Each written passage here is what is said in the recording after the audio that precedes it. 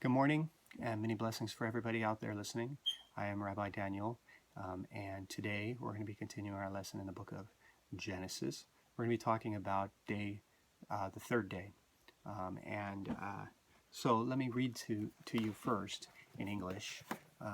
It says, in relationship to the third day, God said, "Let the waters beneath the heaven be gathered into one area, and let the dry land appear." And it was so. God called the dry land earth, and to the gathering of the waters he called seas. And God saw that it was good. God said, "Let the earth sprout forth vegetation, herb yielding seed, fruit trees yielding fruit, each after its kind, containing its own seed on the earth." And it was so. And the earth brought forth vegetation, herbage yielding seed after its kind, and trees yielding fruit, each containing its seed after its kind. And God saw that it was good. And there was evening, and there was morning, a third day. Okay, so now I'm going to read it to you in Hebrew, and I'll stop along the way to explain certain words. Vayomer Elokim yikavu mayim mitachar hashamayim. This word yikavu means to like stir, to agitate. So we see that God is moving the waters, he's stirring the waters underneath the heaven.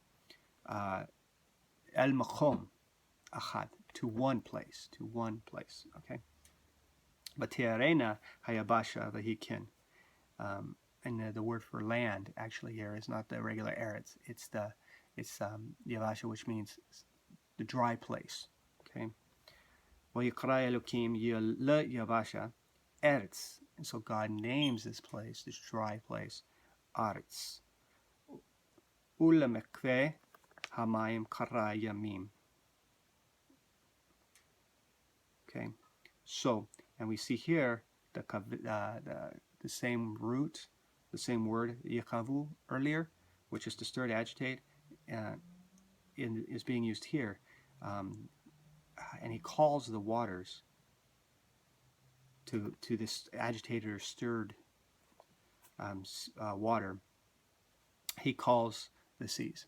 Now here's a play on words, because the word for water is mim, yud mim, and the word for sea is yam, but the word for seas is yamim. And in that word, you still see the word mayim.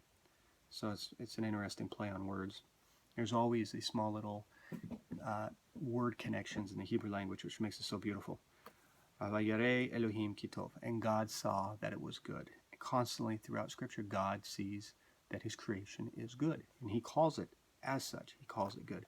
Vayomer Elohim tedeshe haaretz, deshe esif mezreah, zera etz pri oseh pri.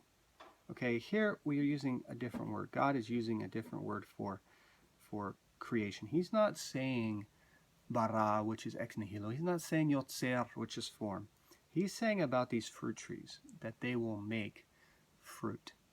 And it's using the third level of creation, not the highest form of creation, but a lower level of creation. In other words, he just set it into motion, and he says, these trees, this is the law you're going to obey, and law of nature. It's just, these are the trees, these are the seeds, these seeds are going to bear fruit. So it says, Zara etz pri ose pri lemino. Ashid zaro bo ala aretz vahikin. And it was so. So God made all the fruits of the trees, the herb yielding on day 3. Environment, he's making the ecosystem here on day 3 of earth. Vatotse haaretz deshe esif mizreah zara lemenehu. Ve'etz ose pri asher zarovo lemenehu. Vayara Elokim kitov, vayierev vayvoker yom hashlishi. And it's the third day, as we can see. So it's day 1, the second day, and the third day. Third day would be the most proper translation of that word. So we see here, it doesn't seem like there's a lot, but there's a massive amount of stuff going on here in this day of creation. And the sages say, in relationship to the third day, up to now, the entire earth was submerged underwater. Okay.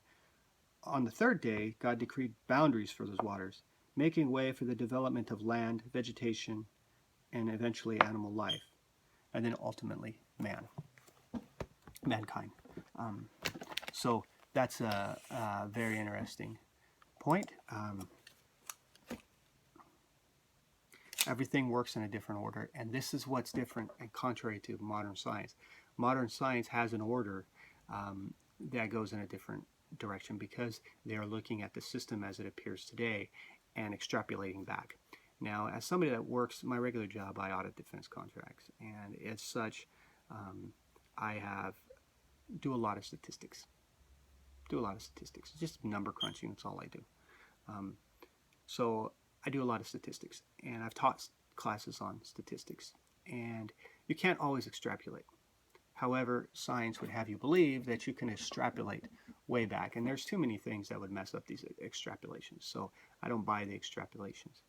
But even if they were valid to extrapolate back in time that far, like I said previously on the last two videos about Rambam's analogy of the child in the womb and the child outside of the womb, you're dealing with two different systems. So their take on how the universe is formed follows one system as they can perceive today and track it backwards. However, the scripture tells us that something radically different is happening. So radically, because just again to the analogy of the child in the womb does not breathe air through their lungs. Okay, they get it through the umbilical cord of their mother. Water fluid is in and out of their nose and their mouth the whole time they're in the womb, and it doesn't affect them. But for some reason, when the child comes out, God in his infinite wisdom said at this point, the child will have to breathe air in this environment. And so we make a radical shift from being a child in the womb in one environment to coming into this environment where then there's radical biological differences. So I hold what Rambam says. We really can't know what God did in those 6 days of creation. We just have to take it on faith on what he's saying in Scripture. But we can understand some things of it. When science philosophizes on this, because that's all it's doing when it comes to origins of man or origins of the universe, it's just philosophizing. It's just a bunch of their philosophies some of it's based off of some science, but it's philosophy. It's not science at that point. Okay, but there is some truth still in it, and you got to weed through everything to find the truth.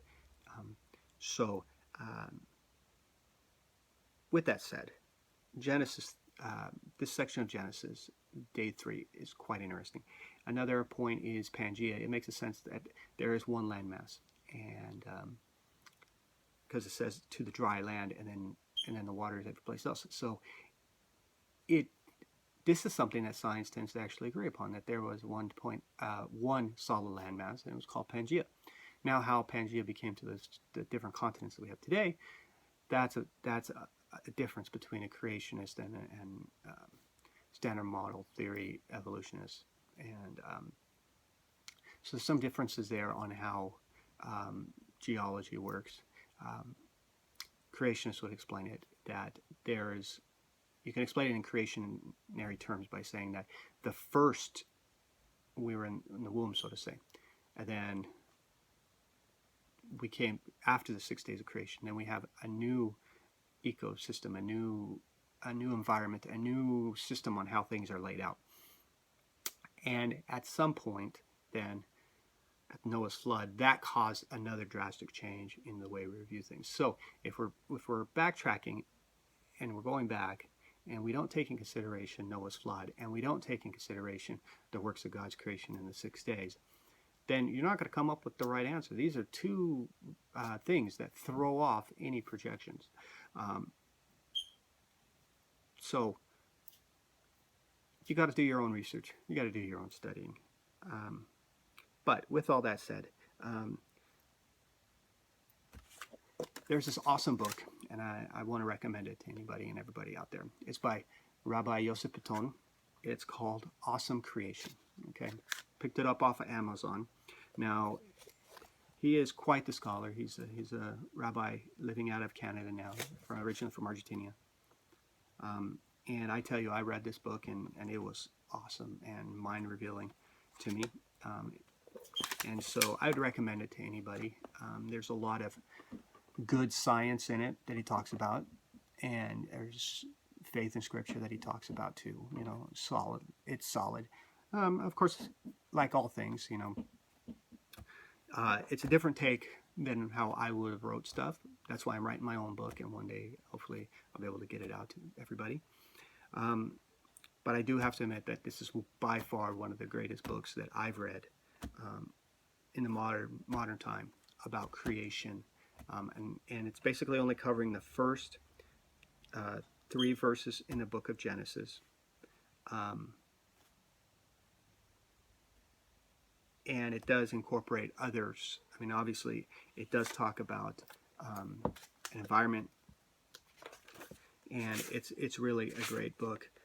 It talks about creation of time. It talks about light and time.